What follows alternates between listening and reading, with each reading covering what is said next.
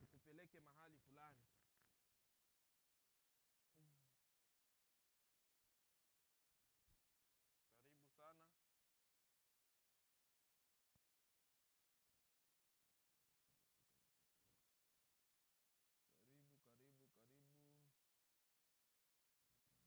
Karibu sana. Karibu sana, karibu. Karibu. Karibu.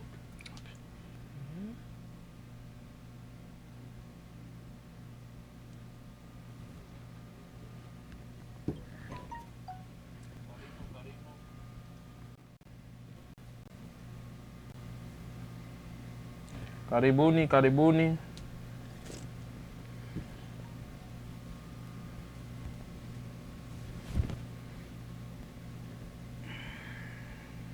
Karibuni, karibuni. Karibu, karibu.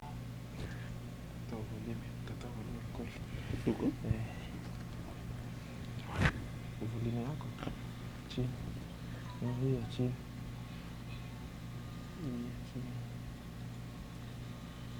Naongeza. Karibuni, karibuni.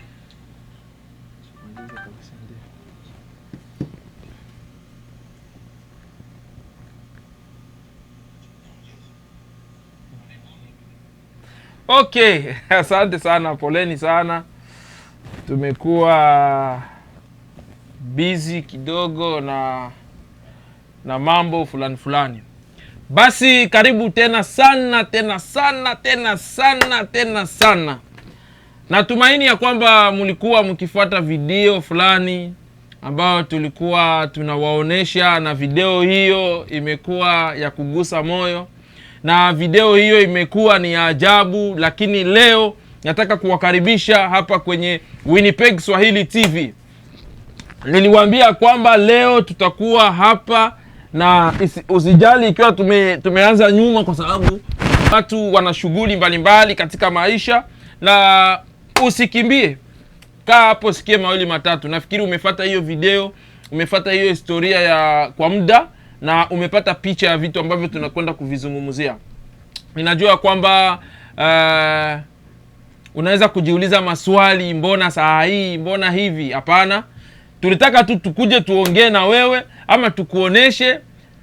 Bahati mzuri nimekuletea mtu ambaye mmemwona kwa ile video mlikuwa mnaona pale, na leo tuko na yeye ndani ya nyumba, hapa ndani ya nyumba. Okay, mimi wenu kutoka Winnipeg, Manitoba, hapa Canada. Nataka tu kuambia hivi, leo ni siku tofauti. Niko hapa ndani ya nyumba, ndani ya studio, tunaleta vitu. Mtangazaji wenu ni mimi Baleke, niko hapa kabisa ndani ya studio. Ulikuwa ukifuata video mzuri sana, sitaki kuongelea hiyo video zaidi, lakini itakuwa mojawapo ya sisi kuwa hapa leo. Basi karibu, nataka nikwambia kwamba usibanduke. Kaa hapo kwenye Winnipeg Swahili TV, chaguo la watu wote. Hatuna ubaguzi. Tulisema karibu kwa kila jambo lolote ambalo unajisikia, mahali pote utakuwa karibu. Hatutaki kusema aseme huyu, hapana. Tunakaribisha kila mmoja kuja hapa, tutakureservoir na projet zako zote na kila kitu. Na nabahatika leo kumpata mtu mmoja tena wa ajabu ambaye mliona kwa ile video. Leo tunataka tujue hii video ambayo ilitengenezwa wapi na wakati gani, na leo iko hapa pamoja na sisi. Sitamsema jina, lakini nitakuja mpatia nafasi ambayo ataongea yeye mwenyewe. Sitaki kumwongelea kitu, nataka yeye mwenyewe ataongea. Na unajua ukifanya vitu vizuri lazima vinajionesha, sababu wanasema tutawatambua kwa matendo yao. Ndio, na matendo ni kitu kizuri sana. Leo niko na mtu wa maana hapa ambaye leo atawaambia vitu. Nitakuwa namuuliza tu maswali yenyewe, by the way tutakuwa tunaongea kidogo, tuangalie jinsi mambo iko, na tunajua vitu vitakuwa vizuri. Najua hatutakawia, nilisema hatutakawia. Tutaka tu tukupatie ile video uiangalie. Tunakushukuru sana kwa sababu ulikuwa umetuangalia, umefuata hiyo video, umeona vitu vile vinaendelea, na bado vitu viko motomoto, viko vinakuja kila siku. Nilikwambia usikose kuwa na usibanduke kwa TV yetu ya Swahili. Kuanzia sasa tunangoa nanga mpaka weekend. Mambo hayo. Karibu sana. Ingia, endelea kujijoin. Keep on joining. Come. Share video, ambia watu wote wakuje waangalie. Hapa kuko vitu vizuri leo vya hatari. Hata na mimi niko nataka nivisikie. Na mimi nataka kuvisikia leo hizi vitu. Ndugu yangu ambaye ananitazama, leo tuko na vitu vizuri. Shangilia kwanza, piga hata tuma emoji twa furaha, tuma emoji twa maua, tuma heart, tuma love. Sukuma kwa kazi ambayo ameshafanya tayari. Basi nataka tu nikuambie hivi. Leo nimebahatika na kupatikana na ndugu ambaye mnamjua, petetre wa moja wenu mnamjua, lakini mimi namuonaka tu, lakini sijamjua kabisa ndani. Kumbe nitakwenda kuzungumza na yeye, nitakuwa nazungumza na yeye sababu na mimi nataka nimjue, na nataka nijue anafanyaka nini. Sababu mimi namuonaka tu, lakini leo nimemleta hapa ndani ya nyumba. Leo nataka watu wajue, leo watu wakutambue, wajue we ni nani. Pesa unajua watu wengine wanaonaga mtu na hawatajua ni nani. Basi bila kukawia, acha nimpatie tu kwanza dakika kidogo atuambie ni nani, kisha baadaye tutaendelea kuzungumza. Karibu sana mtazamaji, endelea kutufuata. Namkaribisha papa. Karibu sana. Asante. Ndio, karibu sana. Asante kwa kunipokea ndani ya studio yako. Kabisa, jisikie huru. Watu wako wanakufuata na wanataka wasikie kutoka kwako. Nimeshukuru kwa kubarikiwa. Waambie majina, nini, kila kitu. Hapa kwenye studio. Hiyo ni studio yetu ya Swahili TV Winnipeg, Manitoba. Na mimi kwa jina naitwa Musa Kasadi. Ndio. Niko mzazi. Na naishi Canada, Winnipeg, sasa ni miaka 12. Wow. Naingia sasa miaka 13. Watu wamekaa. Kwa hiyo kwa ufupi mimi ni mzazi na tumika kazi. Nimekuja Manitoba. Ulifika hapa lini kwanza? Nilifika hapa 2005. Mwezi wa 5. Tariki 21. Kutokea Mozambique. Kwa hiyo kule Mozambique, Msumbiji, ndio Waswahili wanaita Msumbiji. Tulikuwa tunaongea tu Kireno. Kufika hapa kuna watu wanasikia Kireno pia. Watade. Bondia. Kwa hiyo kufika hapa nikajikuta hapa ni Kiingereza. Ndio. Kireno wakaniambia Kifaransa chako achana nacho huko. Nikagonga miaka 5 nakwambia, miaka 5 Kiingereza. Uko Sukuma huko. Najifunza lakini Mungu akanisaidia nikaenda kusoma. Nilifanya social services. Kwa hiyo niko travailleur social. Ndio. Na nikafanya specialisation yangu mu santé mentale. Kwa hiyo natumika kazi kwa maisha. Natumika kama vile mshauri wa watu wana tatizo ya vichwa. Kwa hiyo ndio kazi naishi nayo hapa Manitoba. Ndio. Na kwa kazi ya kusaidia watu duniani yenye minilete hapa inaitwa GABDI. Groupe d'action pour la paix, intégration, développement, intégration. Kwa hiyo kwenye Kiswahili ni kikundi cha amani na maendeleo kwa wale wanaopenda kumiliki maisha yao. Ndio. Na hiyo nimeiunda katika mbele ilikuwa inaitwa GAP. Groupe d'action pour la paix. Group Action for Peace. Nikaichange ikakuwa hiyo GABDI. Na hiyo ilianza 2001 Mozambique. Ndio kwenye ulianzia hiyo nikiwa mkimbizi nakwambia hapo nimesota hapo Umesota. Nimesota hapo. Basi kufika hapa nilipomaliza masomo nikasema sasa. Ulimaliza masomo ya social service Choki University. Nimekula kalamu na uzee wangu hivi. Courage kabisa. Kwa hiyo nikaenda shule, nikasoma kwa university, kisha hapo nikafanya miaka 4, kwetu tunaita licence. Kisha nikafanya specialisation en santé mentale. Kabisa. Kwa hiyo ni hiyo. Na nikaona sasa nitasaidia dunia nini? Ndio nikafungua hiyo kikundi kuanzia mwaka 2010. 2010. Na kwa leo kikundi chenyewe nikwambie Baleke. Waambie. Kupitia Baleke. Kina katika inchi 5 sasa. Katika inchi 5. Nitaanzia Canada. Wow. Juu hapa ndio kuko kituo kikuu. Hapa Canada. Kiko Mexique. Kinasimamiwa na ndugu Kitis. Yeye ni psikologi. Okay. Yuko Mexique. Mariamu, mtoto wangu wa kwanza, ndio anahusika na youth, vijana. Ameenda kule akafanya kazi. Akarudi. Kiko Burundi, kiko Kongo, kiko Tanzania, Ethiopia, na hivi naenda peleka sasa Kenya. Wow. Nimepata invitation kutoka Kenya. Wa Kenya nakuja nyumbani Kenya. Ase kinakuja Kenya. Waanze kutafuta kazi. Lakini kazi zote hizo utafauti ni volunteer. Ni volunteer. Yeah. Kwa hiyo tunasaidia watu kwa nguvu zetu na akili zetu. Sahau kwanza pesa. Saidia kwanza. Kabisa. Ni kujitoa kwanza.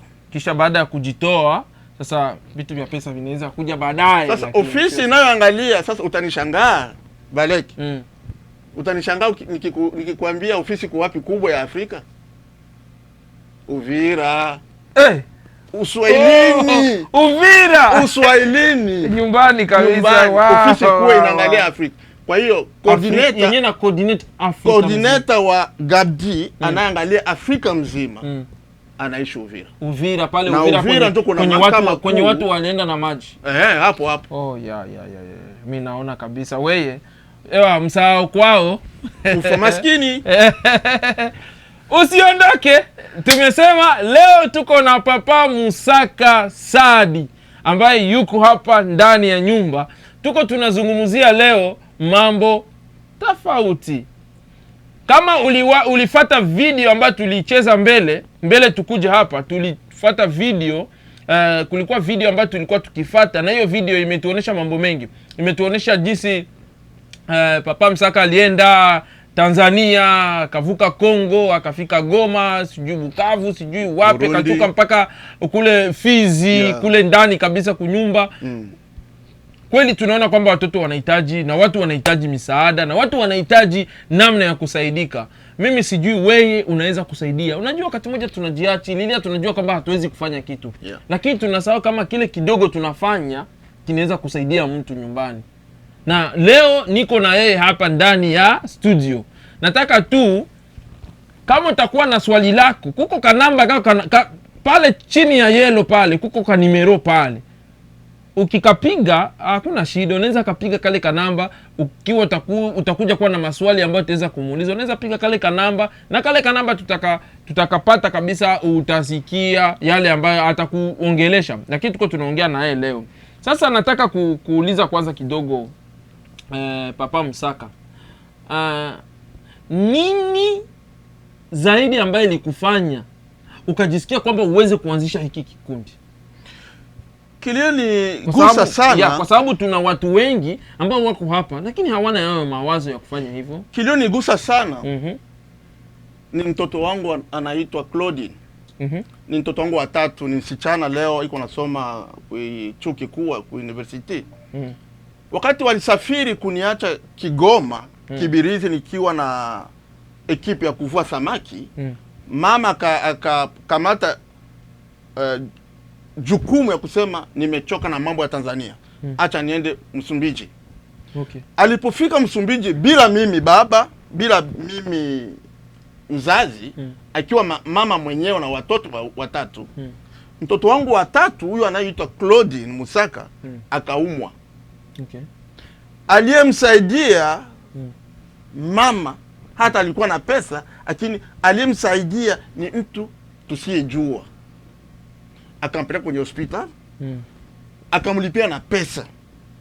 Nilipofika mimi kisha miezi miwili nikapata historia yote, ikanigusa kuroho. Kwa hiyo nimefungua kikundi hicho kupitia hiyo story ya huyu mtu. Tena si kuwa Mkongomani, mtu wa Msumbiji. Umefanya kuna kitu kingine sio tunasomaga Biblia. Kuna historia ya Solomoni na nani Gideon. Aseme Solomoni, Sauli alitaka kuua David na nani na huyu kijana wa nani wa Sauli. Alitaka kumuua. Baba yake alitaka kumuua. Lakini huyu kijana akaenda kafanya akamwambia baba nataka kukumaliza. Kimbia. Akamponyesha kwa kifo kutoka kwa baba.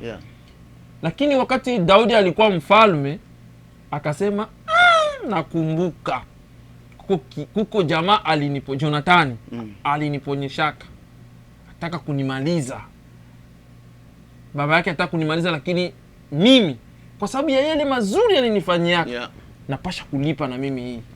Na akaenda akamchukua yule kijana wake wa mlemavu akamleta kwa ufalme. Nafikiri ndio na wewe pale picha ilitaka kuingilia kusema kwamba kama walimfanyia hivi mtoto wangu, kwa nini mtu mwenye haumjui na wao kaona afadhali ufanye hivi. Sasa katika asili yetu mimi ni Mbembe. Kabisa. Mbembe tunasema anayekuponesha kidonda au msahau ndio cicatrice inabakia. Lakini anayekuponesha kwa njaa utakula na unashiba, hakuna tatizo tena, utasahau. Kwa hiyo libaki katika kichwa changu, kasema okay, nitafanya nini ili nisaidie dunia na maarifa yangu na uwezo wangu. Siwezi saidia watu wote duniani kipesa. Lakini kiwasaidia ku elimu na mawazo na vitu kidogo kidogo itasaidia watu wote. Tena watu nisiojua. Bayatima, wanjane, wa mama tunaita mu français troisième âge, wazee wale wa troisième âge, na mtu asiyejua. Mtu asiyejielewa. Sababu ya ile uwezo, asiyekuwa na uwezo. Kwa hiyo approach yetu Gabdi tunatumika na mtu iko centre kwa mtu. Kwa hiyo tunasaidia tu, sio wale, tunasaidia hata wa refugee, ndio tunasaidia wa déplacer, tunasaidia hii majanga ya Uvira, catastrophe naturelle. Tunasaidia chochote kile kinaambatana na mtu, kile kinaleta tatizo kwa mtu. Ndio kazi yetu. Nashukuru sana. Sio mtazamaji huko naendelea kututazama na kuendelea kusikia yale ambayo tuko tunaongea. Na nitaka tu kuuliza we ilifikia aje baada ya kupata hiyo wazo, na kwa sababu kuna watu ambao wanaweza kuwa na mawazo lakini wanakosa namna ya kusema kwamba wanaweza kuenda mbele. Eski kunaweza kuwa kulikuwa na usaidizi fulani ambao litafuta kusema ufike Kongo? Tumeona video, tumeona unaenda unapatia watu mavitu Tanzania pale, niona unagawa chakula ni eski ilikuwa ni kuna watu walisimama na wewe, ama ni pesa yako ulikuwa natumia tu kwa kuwasaidia, ama vipi? Kama nilivyoanza ndugu mtangazaji Balek wa Swahili TV Winnipeg, Manitoba, Canada, nilikujulisha kwamba natumika kazi. Kuna watu wanatoa gime yao kwenye kanisa. Ndio. Kwa mshahara yake anatoka, kama anapokea $2,000 anatoa 200. Sasa mimi hiyo 200 natoa kwa association yangu ili nisaidie watu. Kwa hizo pesa ninapokusanya muda wa miaka miwili nafanya project na hiyo. Ila pia nagonga milango. Kama gisi wewe umenipokea leo hapa nimefurahi. Kwa sababu na mimi nashukuru sana kukupokea pia. Kwa sababu lazima tusaidiane. Kwa hiyo najaminia kwanza mimi mwenyewe, kisha naomba watu wanaweza kunisaidia. Kwa hiyo kweli wakati nilienda safari ya kwanza, hii video uliona, nilipata msaada kidogo wanamemba, nina wanamemba, sio mimi peke yangu, nina board. Na watu 10 hapa. Kuna watu ambao mnatumika nao. Tunatumika nao. Mimi ni mkuu, mimi ni wewe ndio mwanzilishi ama visionaire. Lakini na watu na ikiwemo wewe pia juu leo umenitangazisha. Ndio. Kwa hiyo na wamesha ni promote na mimi sasa tayari. Kwa hiyo unaona baraka ni pesa ndogo kama nilivyosema, ni tuko wa volontaire kwa kusaidia watu. Na tunagonga milango hata haijafungulika, lakini najua ndugu zangu wapo dunia mzima, sio tu kuangalia maofisi kubwa. Hawa ndugu zangu wanaonifuata ndio watanisupport, kwa sababu wanajua tatizo tunazo nyumbani. Sifanyi hii kazi ili mimi niwe tajiri.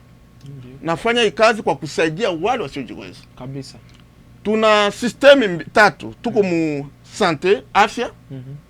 Mu afya unajua afya yote inaenda. Muko sante mentale, muko ile afya primaire, ile ya training sexuellement, ile ya sexualité, manini, ya sida, vitu vyote. Sio kama mko mnatufuata Na tuna kitu kingine. Mtu akishafundishwa, leo tunaenda fungua mwaka kesho, tutaenda fungua Uvira na Mboko kule kubabembe kwetu. Niko Mbembe, unajua nyumbani kabisa. Nyumbani kule. Kabisa. Tunaenda fungua center 3. Center moja itakuwa Goma. Center nyingine itakuwa Uvira kubwa na center nyingine itakuwa Mboko. Na Sikisali nyingine itakuwa Baraka na Fizi. Okay. Hizi center zitakuwa nini? Zitakuwa center 2 kila fasi, imoja ya couture. Okay. Na nyingine ya informatique. Kama uko Mboko, uko Baraka, uko Fizi, Uvira na Goma. Kuko kazi ya kushona na vingine zinakuja, lakini tulisema ni volontaire. Ni volontaire. Na ingine center hii nasema juu ya Kongo.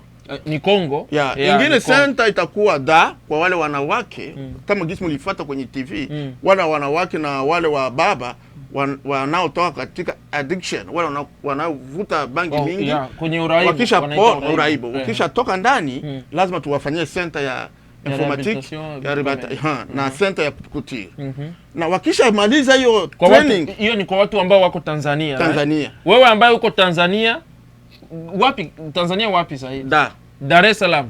So Gapti itakuwa huko. Gapti itakuwa huko mwaka kesho pia. Mwezi wa 4 watakuwa huko kufanya hiyo huduma. So ikiwa na wewe na ule moyo wa kusaidia watu, basi utamtafuta zaidi. Maybe kumwisho atatupatia namba yake ya simu ili uweze kuona kama unaweza kutumika. Burundi pia. Kwa hiyo tunafungua masenta wale wakisha fundishwa. Sio kufundishwa tu juu ya kushona ama informatique, muna mafunzo ya development. Okay. Namna gani utaweza jiendeleza, namna tunafungua watu ili wafunguke. Nusu nayo unaweza fanya nini ili ujiendeleze. Usitegemee kupewa.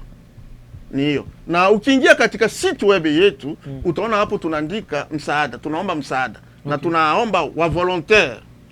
Waende na sisi. Wa volontaire. Ukipenda kwenda na sisi, uangalie mission tunafanya ni ya miezi 2. Kwanza mwezi wa 4, mwanzo wa mwezi wa 4 mpaka mwezi wa 5. Tutakuwa Afrika na tutatembea nchi 5. Tutatembea Burundi, tutafikia Burundi. Tunaenda kwenye ofisi kubwa ili tuonane na coordinator tu report. Kisha coordinator tupatie program. Tutaenda Kenya, Nairobi, tutaenda Burundi, tutaenda Uganda. Sijafungua Uganda sasa, itakuwa safari ya kwanza wametuita huko. Tutaenda Uganda, tutakuwa Goma, Uvira, Mboko, Fizi na Baraka. Ndio nasema Mboko haraka. Kule kwetu kuba mai niko huko nakuja nyumbani. Wow. Kweli mimi naona una mpango mkubwa sana. Tena una mpango mzito zaidi ambao unaona, ndugu yangu ambao unatufuata. Hii mipangilio yote sio kusema kwamba ana pesa, hana pesa, lakini ukimfuata mzuri utakusikia alikwambia kama wewe ndio pesa yake. Yaani wewe kuwa na yeye ni pesa yake.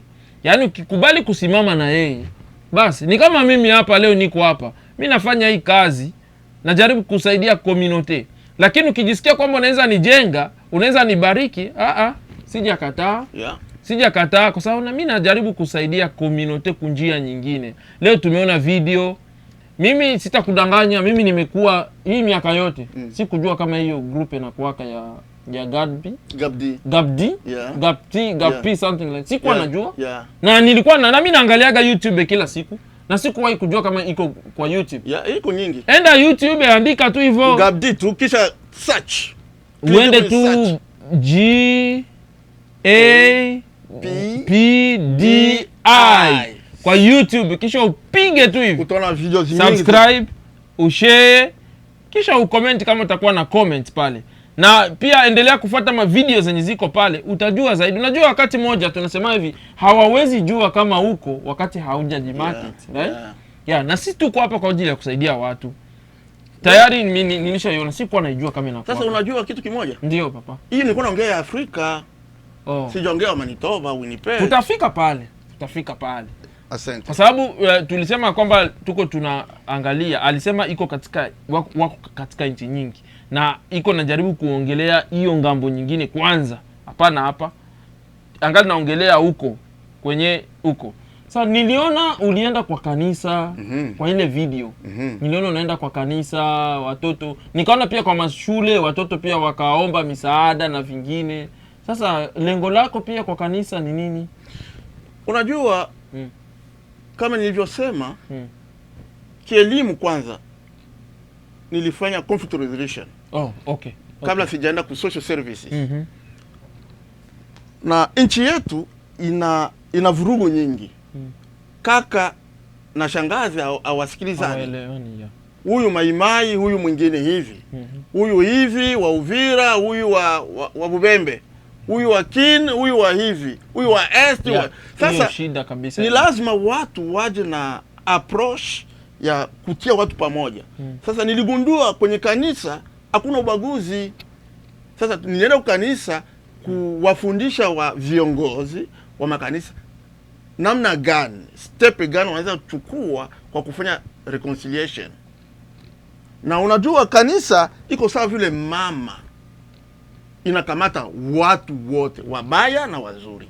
Kwa kupitia kanisa niliona ni njia nzuri ili watu wawe na amani.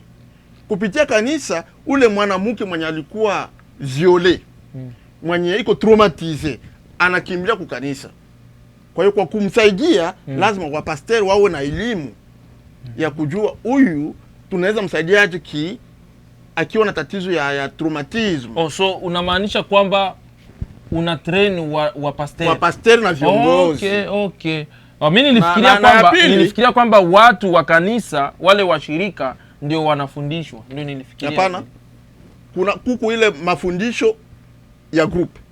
Watu wa kanisa wote wanafundishwa. Tunawafundisha njia ya development, conflict resolution na juu ya anger management, juu ya koma na hasira, koma reduire, kuzuia, koma kuona mwingine ni hivyo hata alikufanyia nini, resilience, kumuona kama ni wa maana. Kama hiyo. Kwa kupitia kanisa tunafanya hii en group. Mais wale walimu vile viongozi tunaenda en profondeur.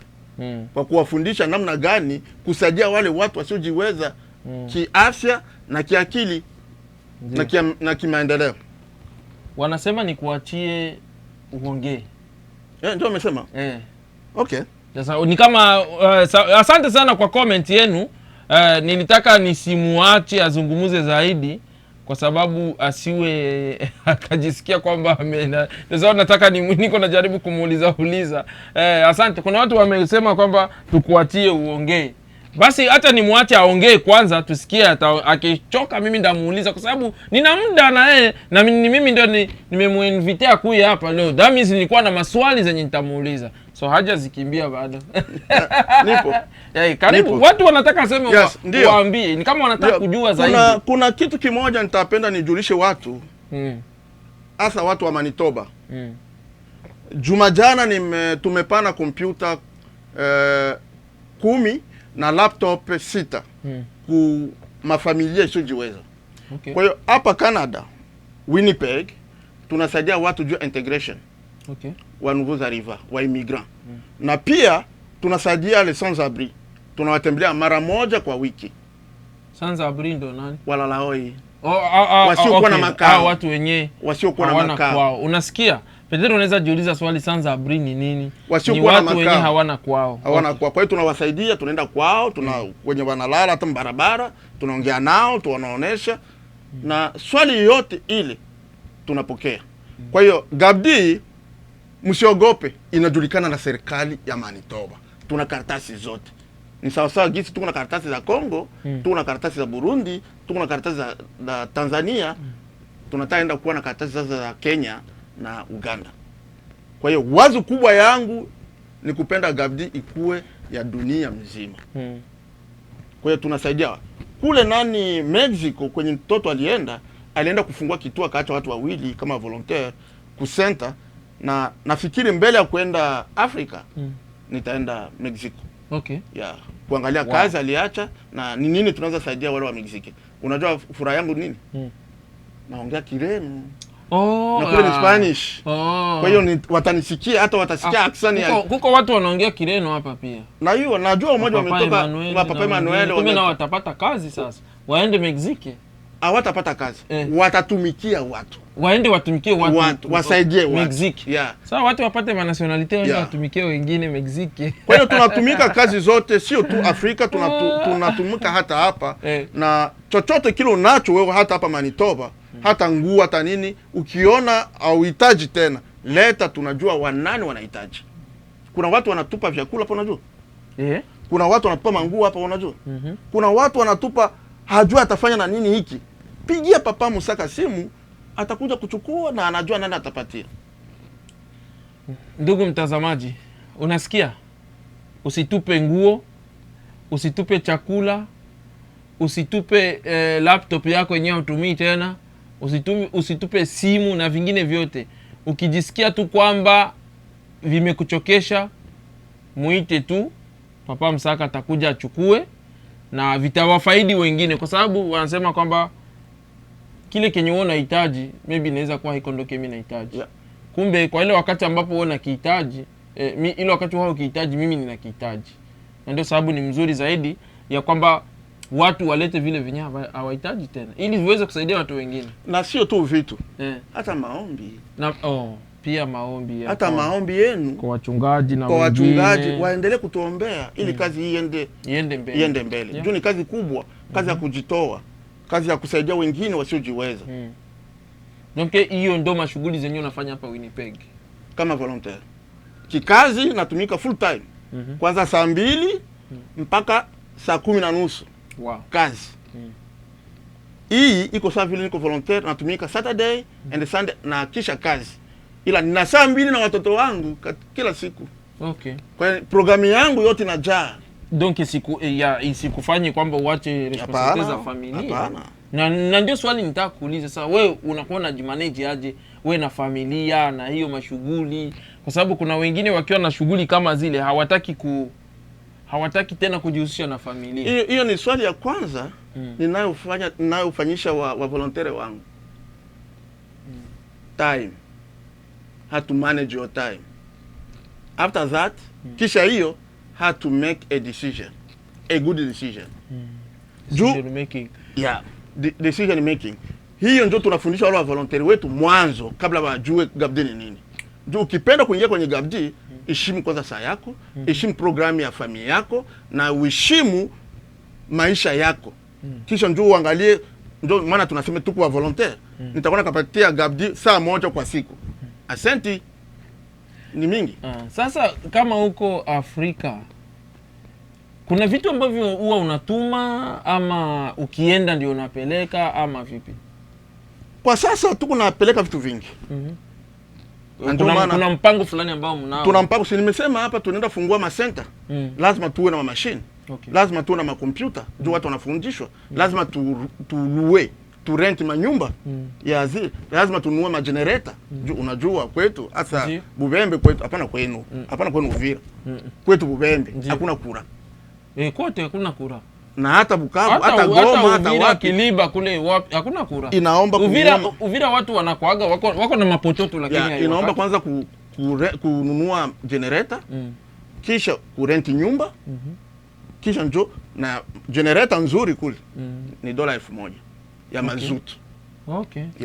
Kwa hiyo yote ni project, na watu wakiingia kwenye site web yetu wataona tumesema 2001 mwezi wa 4 tunaomba volunteer na tunaomba msaada na tunataja vitu tenda fanya kule.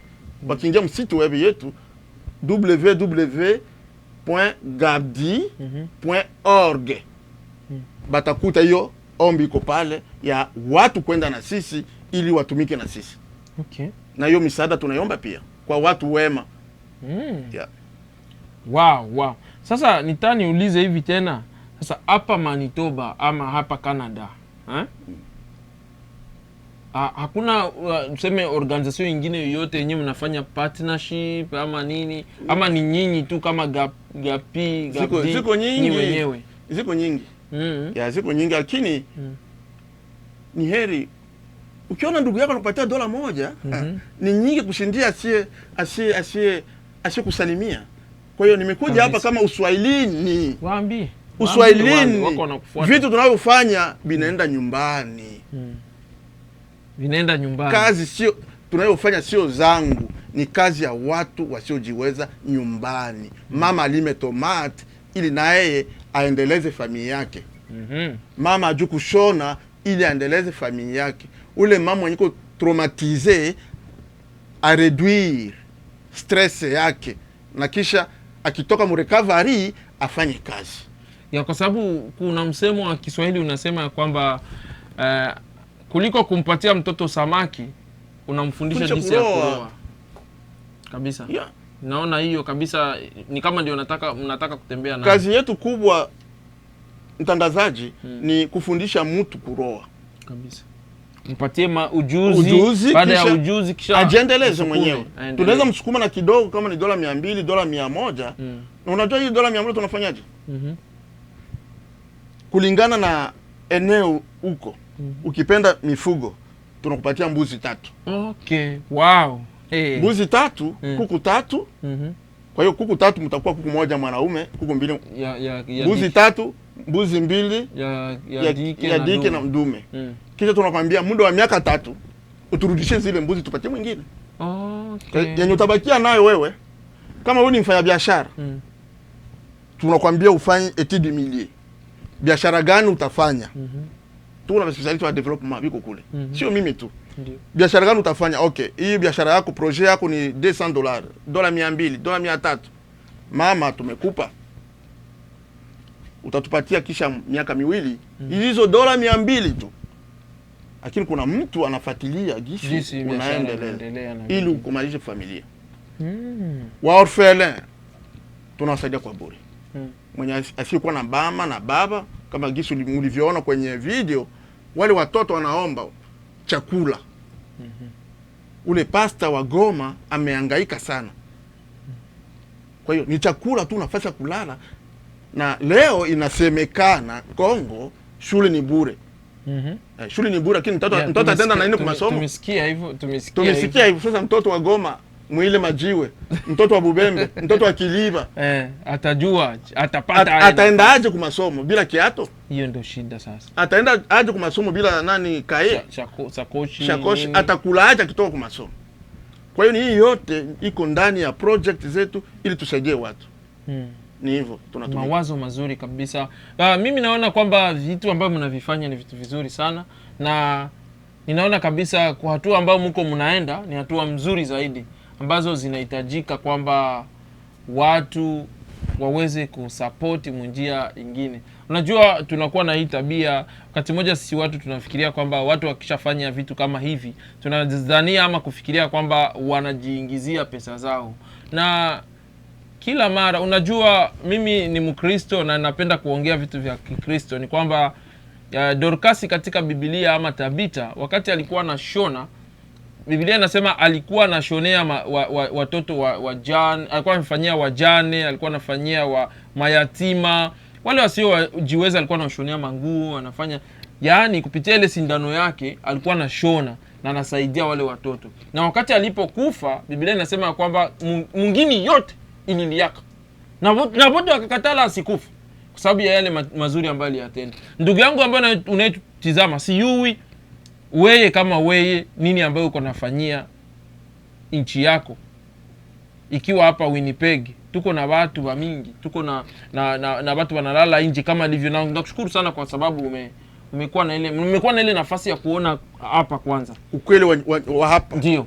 Kwa sababu kuna watu kweli wanalala nje. Mimi hapa nilikuwa nakuja, unaona nimesimama kwa light. Yeah. Kuna kijana alikuwa na hii bango ya hizo wanaweka hapo. Yeah, anaomba. Kajiuliza sasa huyu anahitaji msaada. Mimi mwenyewe nimeenda nimepata $20. Yeah. Sasa kwa nini mimi siwezi changia na huyu hii? Nikagusa kumfuko nikampatia. Barikiwa na wewe. Unaona? Kweli unajua watu wengi wanafikiria hivi tuko hapa tumemaliza, lakini kuna watu pia wanahangaika. Na nyumbani ni hivyo hivyo. Na ndio sababu tunataka tujue zaidi wala tuelewe zaidi. Tafadhali usiondoke. Nilisema kama utakuwa na swali kuhusu Papa Msaka utamuuliza. Utapiga kwa simu ambayo iko hapo kwa screen ili uweze kumuuliza swali. Ikiwa ana mpango mwingine atatuambia. Ikiwa hana mpango mwingine ama anafikiria nini zaidi kuhusu hii group ambayo wako nayo. Na ningetaka kujua, nisikia ulisema kwamba mko na timu ambayo mnatumika nayo. Ni watu ngapi ndio ulisema? 11. Watu 11. Yeah. Au watu 11 ni wewe uko juu yao ama nyinyi wote ni 11 pamoja na wewe ndani? Kuchanga na mimi ndio 11. Ndio 11. Yeah. Na hao wote wanaishi hapa ama wako katika nchi zingine? Wote wa hapa Winnipeg wapo 11. Hiyo 11 ni hapa Winnipeg. US kuna wawili. Marekani kuna wawili. Mexico kuna wawili. Okay. Hiyo ndio board ya North America. Oh, North America. Okay. Yeah. Good. Wow. Na wote mimi ndio mkubwa. Wewe ndio wewe ndio vision. Sasa Afrika ndio kuna coordination. Okay. Ndio kwa sababu wao ndio wako kwenye ground. Yes. Wow. Sijui kama kuna mtu ameshangaa, simweke hata tumalove kwa kazi ambayo inafanyiwa hapa wandugu. Unajua wakati moja tunakuongelea na tunataka tu umpigie hata makofi, emoji tuko twingi. Tupata hata emoji twa kucheka, twa kufurahi, kumtia hata nguvu ama kumtia hata moyo kwa kazi ambayo anayofanya. Sio kama kuna mpango mwingine sasa tangia mwezi jana ndio kulingana hii tatizo tumepata ya corona. Tulijifunza kitu kimoja ya asili. Kwa hiyo Gabdi inataka chukua asili ya kila nchi itendeke. Asili ya watu ya Est itendeke. Asili ya wa Mexico itendeke. Asili wa Burundi itendeke. Juu tunaona watu wanaanza kusahau asili. Culture. Culture. Juu ukikutana na mtoto anakuongelesha Kiingereza. Sasa haujui ni Murundi, niko naandaa kabisa hiyo. Ni Murundi, haujui ni Murundi, ni Mfureru, ni Mubembe ama ni nani? Kwa hiyo sisi tumependa tulete hiyo kwa kuimasisha vikundi mbalimbali za makacha. Kikundi cha Wabembe washaanza. Okay. Wabembe washaanza hiyo hapa Winnipeg wako mbali kwa hiyo. Na kikundi cha Warega, vikundi mbalimbali zile ya mataifa yetu ya Kongo ili waimalishe utamaduni wao, lugha yao na asili yao. Wow.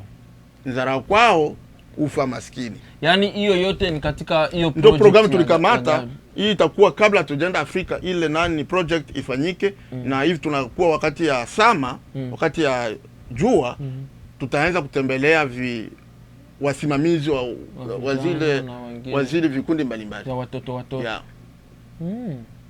Lakini ni mzuri. Ningetaka kujua eski mwa hii timu yenu ni wazee tu ama kuna wamama, kuna watoto, vijana wadogo ama ni watu wakubwa tu? Kuna tabaka zote. Kabisa? Kuna wanawake, kuna wazee, kuna vijana, kuna wasomi na kuna wasio kuwa wasomi.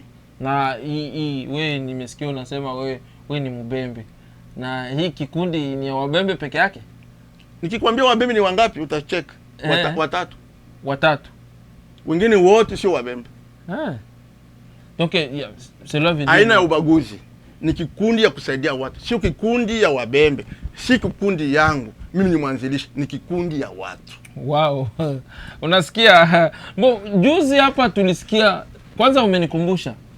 Tulisikia hapa kuna watu walisema kwamba katika hii mambo ya kusaidia kunyumba, hii mambo ilitendeka Uvira, kwamba nikasikia mtu anamansione kama Wabembe wako wanafanya, sijui wanachangia tu Wabembe wenzao, lakini hawachangii kwa wengine. Nikajiuliza kinaweza kuwa ni hiyo programu yenu? Hiyo utauliza msimamizi wa Wabembe. Nataka ndamuita pia. Hiyo sio Gabdi. Niko napangilia kuwaita watu wa mutualite ya Wabembe. Ndawaalika pia watu wa mutualite. Bana nikwambie jina yao? Niambie. inatiwa emu ya Mbondo Manitoba. Emu ya Mbondo. Emu ya Mbondo. Emu ya Mbondo. Wana presidenti wao ni mwanamke. Tutawaita pia. Wana vice, wana secretary. Ukiwaita wale watakwambia ni nini wanafanya. Siwezi kuingia kwa hiyo. Ndio. Hata niko mwanamemba ndani lakini hiyo haiangalie Gabdi. Hiyo sio ya Gabdi. Wao wanafanya vyao. Lakini naona kila walitolomba pesa. Lakini naona katikati yenu mmekuwa hiyo vitu za kutaka kujua watu wasipoteze asili yao. Hiyo wabembe wanaifanya. Naona tayari hiyo ni project zenye mnafanya kama na hiyo project tulisukuma kwenye wabembe na tukaona wakaipokea na wanaifanya kazi sana. Na kwa wabembe mbona hamjaifanya kwa wengine makabila? Tulishaanza na Warega. Na Warega? Yeah, bado tunaanza polepole. Niko najaribu kuangalia uhusiano wa Mubembe na Murega. Unaona kama uko natembea tu fasi moja. Sitatembea fasi moja. Muyomba mkubwa na mdogo. Maana semaka mzara kwa ufa. Okay, kiungo. Kiungo ino mbele. Okay, sawa. Hakuna shida. Ni ya watu wote. Wengine watakuja. Lakini kabla ya yote unaanza na yule atakaye kusikiliza haraka. Okay, ndio. Ili wengine waone wow. Unaona hiyo wow. Kumbe na sisi tulikataa bure, twende. Tufuate hiyo. Ndio kabisa. Wow. Si kama watazamaji, si kama mnaendelea kusikia vitu hapa ama kuna swali fulani mniandikie, mniandikie kama una swali mniandikie tafadhali, ama mtupigie simu. Kwa hiyo simu ningejaribu kufungua laini kidogo tuone kama watu wanaweza kupigia simu 2-3 kama kuna maswali. Sababu naona kama mengi zaidi umeongea, na ikiwa watu wanaweza kuwa na maswali hapa ninaweza furahi sana. Asante, nasubiri maswali yenu. Kama kutakuwa na maswali, kuna simu iko hapo mbele hapo kwenye mtandao. Kuna simu kabisa, kuko simu kabisa hapo. Namba ya simu ni 2046894460. So utatupigia kwa hiyo namba ikiwa utakuwa na swali kwa ajili ya Papa Msaka, na ikiwa hauna swali kwa ajili ya Papa Msaka lakini unataka kusaidia ili uweze kumsapoti katika kazi ambazo anazozifanya, pia haijakuwa mbaya. Na nataka tu nikuambia kwamba watu kama hao wanahitaji msaada wetu, wanahitaji kusaidika, wanahitaji wafanyiwe kabisa vitu, kuwapush, yani kuwasaidia. Na ndio sababu leo na sisi tuko hapa kama Winnipeg Swahili TV ili tuweze kusaidia. Na mimi ninafanya hiyo huduma tayari. Sababu kwa kuja hapa tayari na kuzungumza tayari tumesukuma hii huduma mbele. Na kutaka kujua kama Gabdi iko. So usikose kuiangalia kwenye YouTube. Tumecheza videos na kuna videos nyingi. Unajua siku hizi mimi nasema watu wanashindwa kusupport. Kuangalia tu ile video yake ama yao ulishawasupport tayari. Ukisubscribe kwa ile channel yao, ikiwa wakati wanaweka kitu kisha kina kujulisha kwamba notification inakuja kama watu wako live. So inakusaidia. Na tena jambo lingine ni kwamba una share hiyo video. Unajua wakati ambapo watu wanaangalia ile video wanaendelea kuguzwa mioyo. Kwa yule ambaye ana kitu kidogo anaweza pia kusaidia kwa sababu aliona. Unaona, ni ngumu kusema kwamba mtu asaidie wakati hajaona. Kama vile nimesema, mimi binafsi sikukuwa najua hiyo kitu, na nilikuwa naangaliaga YouTube kila siku, lakini sijawahi kufikiria hiyo Gabdi kama inakuaga hiyo Gabdi kama inakuaga, sikuwahi kufikiria. Lakini kwa sababu nilipata neema ya kuiambiwa kama iko, na ndio sababu leo naona kwamba ninaweza kuizungumzia. Na ninajua mzee, hayo mawazo Papa Msaka si mawazo mabaya, na ni mawazo makubwa zaidi, na ninajua yataenda mbali kabisa. Yataenda mbali pamoja na Mungu, kama vile ulisema wazee, wachungaji wasimame. Unajua ni Musa wakati walikuwa wanapigana vita wa Joshua, yeye kazi yake alikuwa anaikala tu kuomba. Wanamshikilia tu mikono hivi na anaomba. Akiomba vile wanashinda vita. Na wewe vile maombi yako ambayo nasema inaweza kukusaidia na kukusukuma mbali. Jana jua umesema jua maombi. Jana nimepata project ya watu juu ya Baraka milimani. Wanafanya barabara na mikono. Wow. Wanaomba msaada. Wanaomba msaada tu ya nani? Ya mabesh peke yake. na chakula kidogo. Wanafanya jua nini? Wanafanya barabara yao nini? Wanalima vyakula na wanakosa watabeba wapi. Mtu akiumwa hawezi kufika kwenye center. Kuna swali liko linapigwa hapa.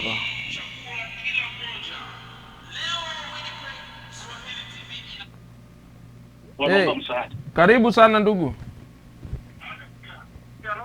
Halo, habari ya saa hii papa? Salama, habari zenu hapo kwenye studio? Ndiyo kabisa, tuko hapa hewani kabisa, tuko leo na Papa Msaka, na nilitaka leo kabisa mumpatie maswali juu ya project yake. Ametupatia project zake hapa, kweli tumeona ni kazi mzuri wanafanya ya GAP, na mimi mwenyewe sikuwa nimeijua, lakini iko hapa. Sijui kama una swali na yeye uweze kumuuliza swali. Asanteni. Kitu cha kwanza nashukuru kwanza kwa mtangazaji na kwa mgeni wetu Msaka Fadi ambaye anaita mara mingi ile director. Basi tunajuana kabisa. Na mimi pia nashangaa kuona hii project kubwa kwenye mjini hapa kwenye jiji. Ndio.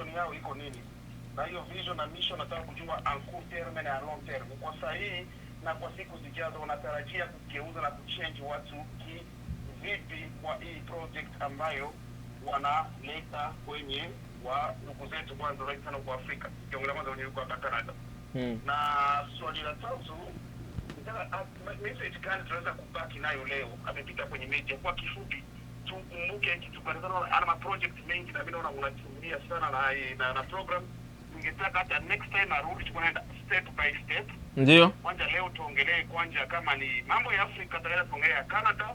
Tunaongelea yeye nasikia anapanga mipangilio ya kuweka mamila watu waweze kuheshimia mila zao hata kama kwenye nchi ya ugeni. Kwani Wafaransa wanasema un peuple sa culture c'est un peuple qui est voué à la disparition.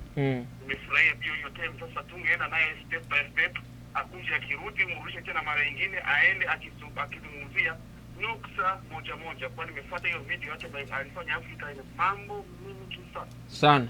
Kuna mambo mingi sana kuongelea hapo. Tumeona kanisani, tumeona mahali mingi. Hata kuna maswali mingi ambayo yatakuja, lakini tukichukua nukta moja tunaona iko na casket mingi, project yake kubwa sana.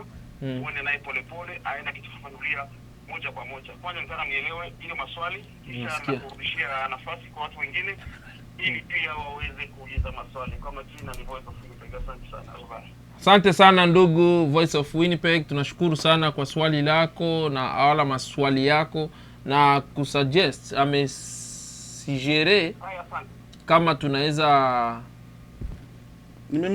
kuongelea haya na kusema kwamba kama unaweza rudia tena ili uweze kuenda vizuri, kwa sababu wanaona kwamba ni vikubwa zaidi ambavyo unaweza kuwapatia, lakini ni kama tuko tunajaribu kuruka. Lakini usijali, ni kwamba tuliweza unajua tumeanza muda wa nyuma na tumejaribu kupitia video hiyo kwanza watu waione na mbele tuweze kuizungumzia. Petitili tutaweza imalizia sasa siku nyingine tena, lakini leo kwanza tuweze kufanya ile ambayo tungefanya. Karibu, kama kuna mambo ambayo unaweza nitamshukuru Voice of Winnipeg kwa maswali ya kimatatu. Ameuliza swali la kwanza, ilianza lini? Kwa sasa ningisema hapa Canada ni miaka 11 sasa hii GAPD inatumika kazi kwa chini. Okay. Unajua nyumba kama hizi, inchi kama hii hauwezi toka nje kama hujakuwa na karatasi zote. Kwa hiyo ili tukamata siku za kutosha, sasa tuko na vitambulisho vyote. Ndio. Mission na vision yetu nitaitia katika neno moja.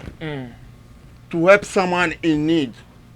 Kusaidia mtu anayehitaji, anayekuwa na matatizo katika hitaji. Yes. Na kwa hiyo siku nyingine akipenda nitakuja nitafungua vyote. Lakini mission and vision and our approach is to help someone in need. Okay. Kwa hiyo atuangalie ni wapi kwenye mental, kwenye health, kwenye development, kwenye peace, chochote kile mtu anakosa ndio tunasaidia. Okay. Na message gani? Message ni moja, ndugu zangu, kuna watu hapo nje wanaohangaika na wanahitaji support zetu kwa njia zote. Sio njia tu ya pesa. Hata ukienda kwenye Gabdi tuna vitu vitatu. Utakuta tuna compassion, tuna peace na tuna recovery. Kwa hiyo ukimfikia mtu anayekuwa na matatizo, umempunguzia mzigo, ndio compassion. Na ukikuta mtu ana tatizo, ukimwonyesha njia mojawapo ya yeye ile awe na amani, umemsaidia. Na recovery, mtu akikuwa ana tatizo kubwa, ukimwonyesha hiyo ndio njia ya kupata amani, hiyo ndio njia ya kujiendeleza. Jumu recovery yetu muko development, muko economics and social services. Kwa hiyo mtu akiwa na tatizo, ukimwonyesha you know what, ukipanda tomate hapa, watoto wataenda shule. Ndiyo. Kwa hiyo ni hiyo ndio message nimependa kuleta hapa kwa ndugu zetu wote wale wanatufuata dunia mzima, wasema Swahili na wale wanaojifunza Kiswahili dunia mzima, ya kwamba kabisa, kwenye radio television yetu ya Swahili Manitoba ikiambatana na Voice of Winnipeg, ya kwamba message ya Gabdi kusaidia watu wasiojiweza duniani. Ni hiyo ndugu wa Voice of Winnipeg Emmanuel. Kwa hiyo nimekujibu kwa hiyo machache. Hiyo ilikuwa ni swali kutoka kwa ndugu Emmanuel. Siwi kama kuna swali lingine, piga simu tafadhali, piga simu. Na nimesikia alizungumzia kusema kwamba ingekuwa vizuri siku nyingine ukuje tena uongee zaidi, sababu kufatana na video ambayo wameona kwamba kuna mambo mengi zaidi ambayo unayafanya. Wamekuona kwenye makanisa kama vile tulikuwa tumezungumzia, wamekuona kwenye masomo, wamekuona nafasi nyingine. Na kwa sababu nisikia ulizungumza mambo ya afya, lakini sikuona ulivisite hospitali. Nilivisite Addiction Center. Okay. Dar es Salaam ni afya. Ile ya Dar es Salaam. Sio kila kitu tunaweza tia kwenye video. Okay. Ndio. Tukitia video itakuwa saa 4. Okay. Unaona kazi ya mwezi mzima kutia kwenye video. Haiko rahisi. Na kuna nafasi zingine kama mtu akusaini. Unajua hii ni mtandao. Ndio. Kama mtu akusaini ili umutangaze kwa mtandao, hata utamlipa. Hiyo ni ukweli. Kwa hiyo wale walio sign zile association na zile group na watu walio sign ndio wale umeona. Tumeenda kwenye maafya, tumesaidia, nimeenda hata kulima. Jembe. Wow. Nimeenda paka shamba, niko naonesha watu, paka watu wanashangaa sema wakutoka Canada nana anaweza kamata jembe. Mfano bora. Kwa hiyo nilipenda tuwaoneshe watu wasitegemee tu misaada. Nguvu zako na akili zako. Mtu akikuonesha namna gani kupata pesa, unaweza ukapate. Endelea kutupigia, tunaendelea kuchunga simu, karibuni tutafunga. Na ikiwa hautapiga simu, basi tutumie text,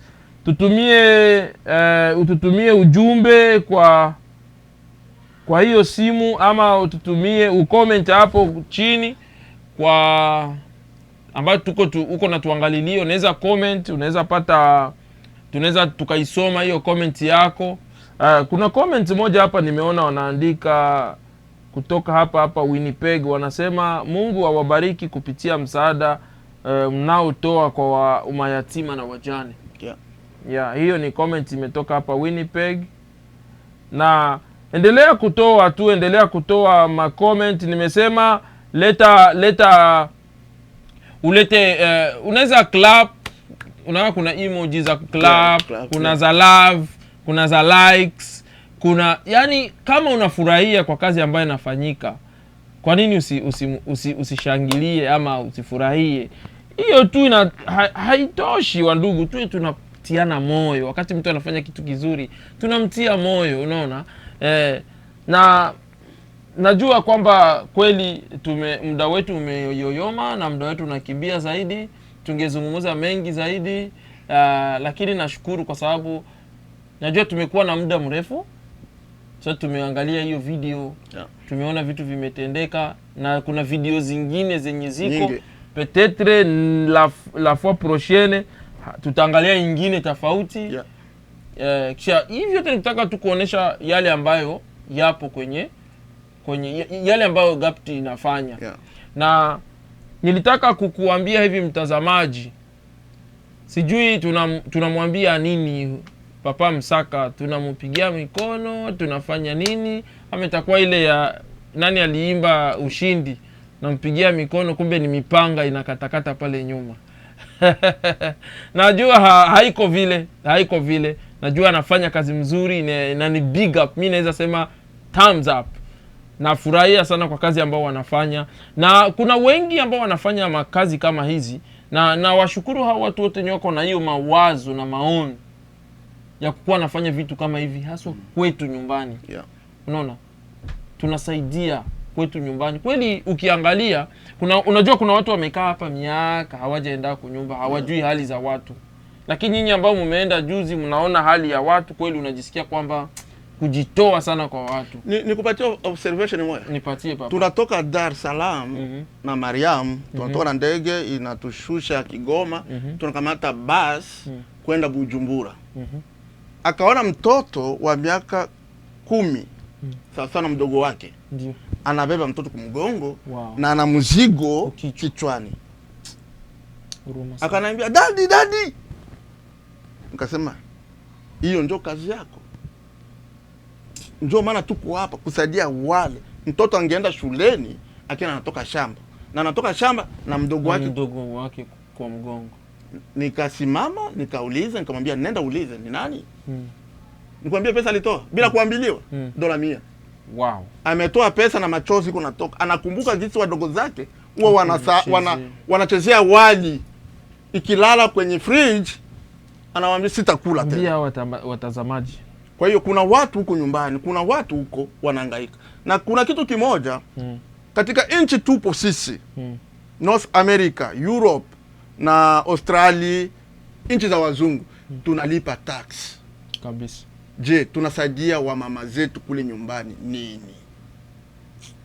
Kwa hiyo kidogo yako utakapotusaidia sisi, uko sawa vile umelipa tax, umesaidia mwingine mtu huko nyumbani kabisa. Ni hiyo. Kwa hiyo tupo hapa tunasubiri watu na tunaomba watu wa volunteer. Ukiona pesa zako unapenda kwenda kuona jinsi itatumika, karibu pigia Msaka simu, nitakutia kwenye list, tunaenda wote. Kuna comment imekuja hapa inasema tunampa courage. Okay. Mungu amtie nguvu, ni kujitolea. Kujitolea kabisa. Na mimi nakubaliana na wewe ambaye umeandika hiyo comment. Kweli ni kujitolea, kwa sababu katika hizi vitu za hivi ni kujitolea. Sio kila mtu ambaye anafikiria kurudia nyumbani na kwenda kusaidia wale ambao wana shida. Nimesema Winnipeg Swahili TV tuko hapa ni kwa ajili ya kuweza tufanye ujumbe huu uwafikie watu mahali pote ambapo wapo. Sisi ambao tuko Ulaya, wenyewe wako Marekani na mahali pengine kwenye unaweza patikana, tunahitaji ukwe na moyo wa kuangalia mahali ambapo ulitoka. Haijamaanisha usifanye vizuri kwenye upo, lakini kumbuka kwenye ulitoka. Kumbuka kwenye ulitoka. Na tuko hapa kwa ajili ya kuweza kupeperusha ili kila mtu aweze kusikia ujumbe. Tuko hapa kwa ajili ya kusaidia watu wasikuje kusema kwamba mimi sikusaidika kwa sababu nilishindwa jinsi nitafanya. Najua tuko na mahali mingi Papa Msaka kwenye kungali kunahitaji development mingi. Kiliba iko wazi. Kiliba imebomoka. Kiliba inahitaji kujengwa fasi mzuri, unakuta watu anakuambia siwezi enda jenga kwetu. Mboko sijui kule swima wapi kwenye alitoka, unakuta kwamba kuko mahali unaenda jenga, sitasema mbaya lakini unaenda jenga Bujumbura. Na unaacha kwenu. Unasaidia nini? Unasaidia nchi ya Burundi ama unasaidia kwenu kwenye alitoka? Usinikoti vibaya, nataka tu nikuoneshe kwamba watu wetu wanahitaji msaada wako. Ndio sababu Winnipeg Swahili TV tuko hapa kwa ajili ya kuwa na kuletea vitu. Karibuni tutakuwa tunatembea. Tuko tunajaribu kunyoosha miguu, kunyoosha mabawa. Tutaanza kwenda Tanzania, tutaanza kwenda Kenya, tutaanza kwenda Kongo, tutaanza kwenda Uganda, tutaanza kwenda mpaka Europa, Australia, kila mahali tutakuwa tunakuletea habari za watu na vipindi kidogo kidogo kutoka hizo nchi. Usikuwe na banduka kwa sababu ni kipindi kizuri sana. Tunahitaji tu ndio support yenu, mtu support, tusimame vile tunataka tufanye. Nasema hivi, tunataka tumalizie hapa. Nitampatia Papa Msaka neno la mwisho. Na ikiwa ambapo una pia swali lingine, sitaki kukufungia, piga simu, upige simu 2084694460. Piga hiyo simu kama kuna swali, na kama unajisikia unafarijika ni sawa, sababu kuna wakati wao wanasemaga aseme kimya inamaanisha kwamba watu wote wako convenki, wamekubaliana. Nafurahi sana kwa sababu mnaendelea kumsikia Papa Msaka. Tutamwalika tena siku nyingine akuje tena tuambie mengine, kwa sababu kila siku ambayo tunaendelea ku update, tunaendelea kufuata vitu, tunaendelea kusikia mambo, na usinyamaze. Sinyamaze. Acha watu wajue venye unafanya. Lazima watu wajue. Na sio tu ya watu wasinisikie vibaya. Gabdi haitumiki tu juu ya Kongo. Ndio. Inatumika fasi zote. Ndio maana tuna ofisi kubwa ya Afrika kubwa Uvira. Lakini inaangalia Rwanda, Burundi, hivi tutaenda fungua Kenya na Uganda. Kwa hiyo ukiona msaada yote, ukisema hii msaada wangu Msaka napenda iende fasi fulani na itumike kwa kitengo fulani, tutafikisha. Ndio. Kwa hiyo karibu kwetu. Kazi yetu kubwa ni kuwasaidia wale wasiojiweza, ndugu zangu. Na kama tulivyosema mbele, sio development ni akili kwanza. Tunapatia watu elimu ili wajiendeleze kwa maisha yao wenyewe. Kisha ndio tunawaonesha ile elimu tuliowapatia mnaweza fanya sasa hivi. Kwa hiyo ni hiyo vitu viwili. Tuko na theory na pratique. Ni hivi vitu tunafanya kwa wamama, kwa vijana, shule, kila kitu, wayatima, wazee. Kuna tatizo kubwa, nadhani mliona video ya Goma, mmeona jinsi wazee wamenipokea. Wale wazee kuna wengine wanatupwa na watoto wao, wanawaita ni walozi, wanawaita ni hivi. Sasa wataenda wapi mwile miaka kama hana mtu anayemsaidia? Hakuna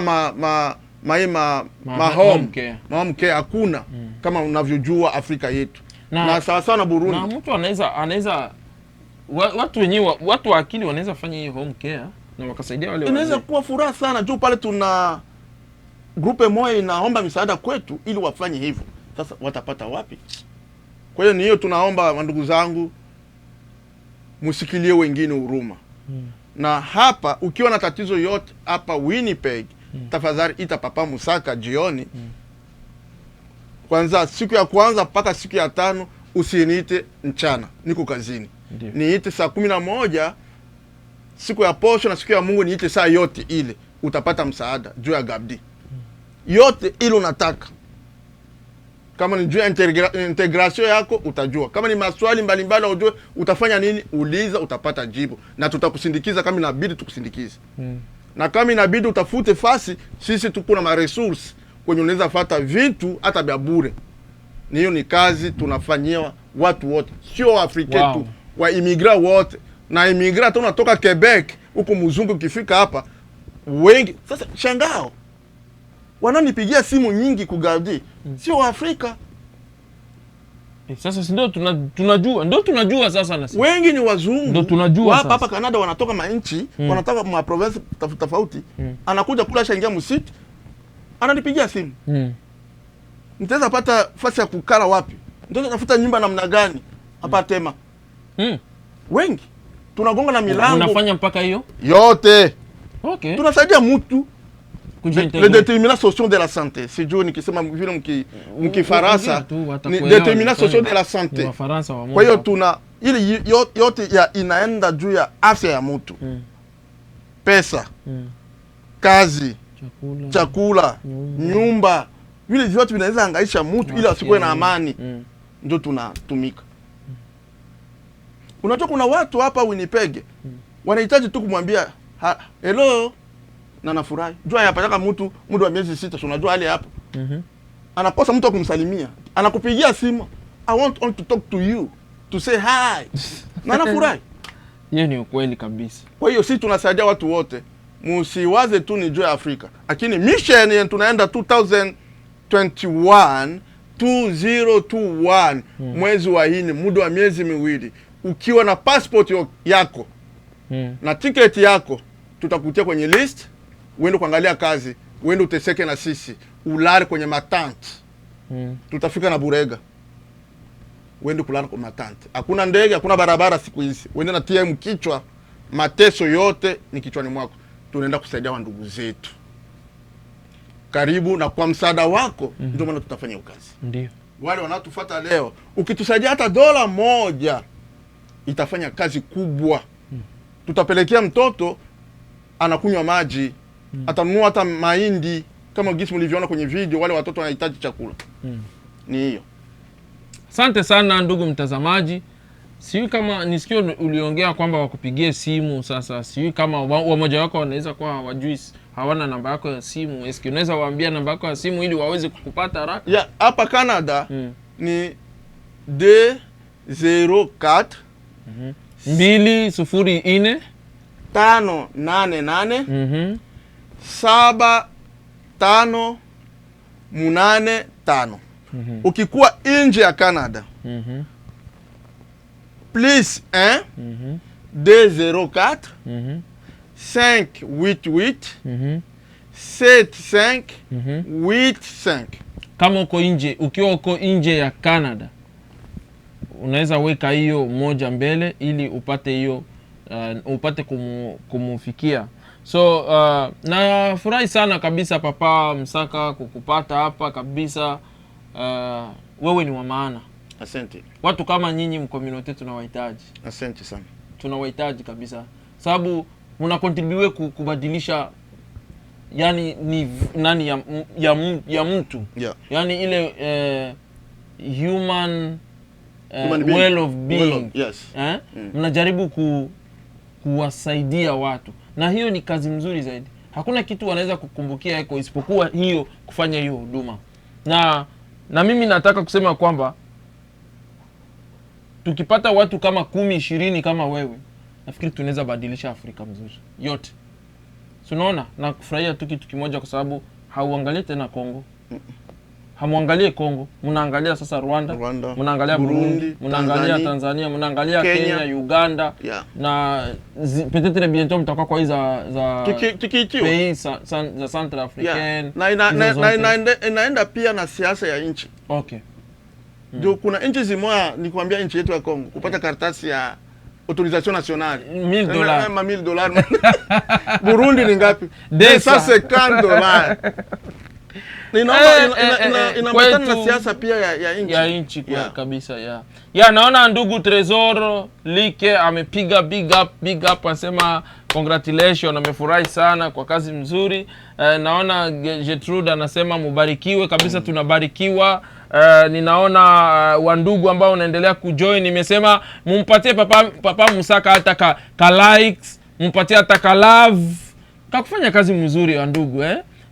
Tusikwe na roho ya uchoyo. Wakati mtu anafanya kazi mzuri, tumpatie hata tule tuma likes, tumwage tu tuma likes, mushawe na tuma likes, tuma love, tuma nini. At least akiangalia anasema wow, watu wanapenda kazi ambayo ninayofanya. Na ninataka kusema hivi ya kwamba kilicho na mwanzo lazima kitakuwa na mwisho. Kwenye Winnipeg Swahili TV tunaendelea kuleta vitu mbalimbali. Nimesema sitaki kufungia mlango. Nataka kupatia nafasi ukijisikia kwamba uko na kitu ambacho naweza kuongea kwa community, kwa mataifa, kwa sababu watu wanatufuata.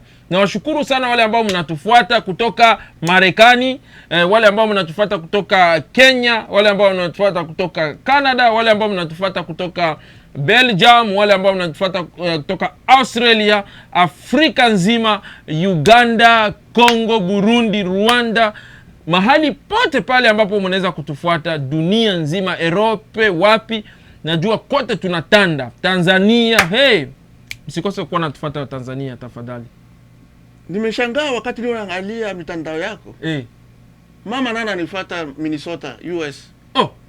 Mama yuko nakufuata. Mama yuko ananifuata na Mama, asante sana kwa kutufuata. Na Tresor. Mama, asante sana kwa kumfuata.